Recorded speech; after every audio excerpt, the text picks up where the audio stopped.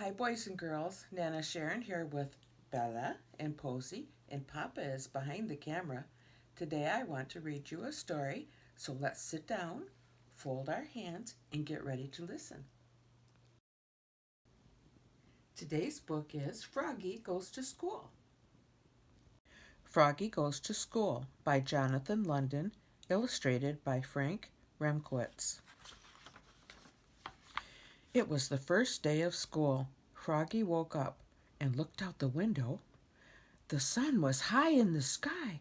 "Oh no, the bus! The bus!" he cried. "I'll miss the bus!" He hopped out of bed and flopped outside, flop, flop, flop. The school bus was leaving. "Wait, wait," he yelled, and took a mighty hop. The bus hissed to a stop. The door folded open. Froggy flopped up the steps. Flop, flop, flop. But when he reached the top, everybody laughed and pointed their fingers. "Froggy!" yelled his friend Max. "What? Did you forget something?" Froggy looked down. Oops, he was in his underwear. He dashed to the back of the bus and hid behind Max's umbrella all the way to school. At school, he hopped behind the bushes. He tried to hide behind the flagpole, and he rolled down the hall like a bowling ball. And in class, he pretended to be a flower pot. "Froggy!" called his teacher. "What?" But it wasn't his teacher at all. It was his father.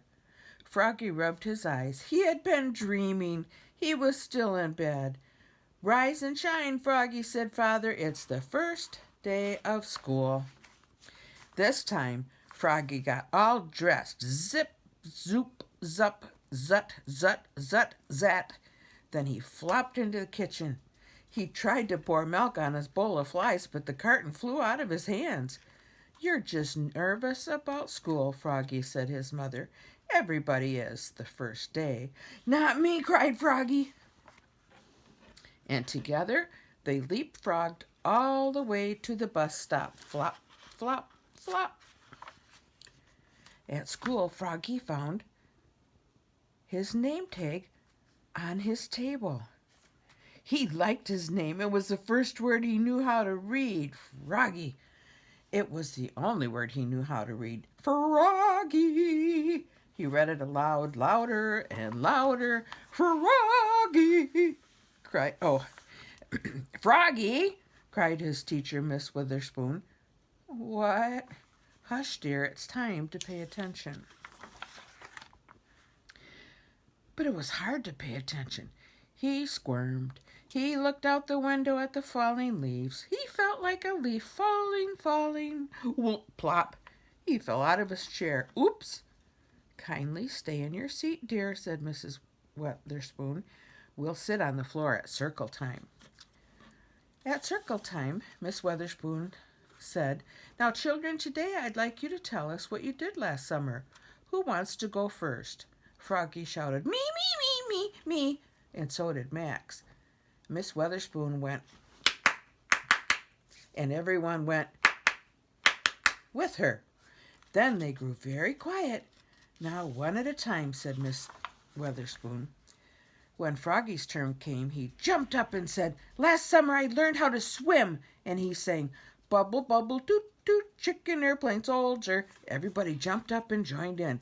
"Bubble, bubble, toot, toot, chicken airplane soldier." Uh-oh, in walked the principal, Mr. Mugwort. "Bubble, bubble, oops," cried Froggy, looking more red in the face than green. Mr. Mugwort glared at him, then joined in, "Bubble, bubble, toot, toot, chicken airplane soldier," till the bell rang for recess. When Froggy flopped off the bus after school, Father said, "Froggy, how was your first day at school?" "Great," said Froggy. "I taught the principal how to swim." That's nice," said his mother. "But where's your lunchbox and baseball cap?" "Oops, I left them at school." "Oh, Froggy, will you ever learn?" said his mother. "That's why I'm going to school, Mom." And together they leapfrogged all the way home. Flop, flop, flop.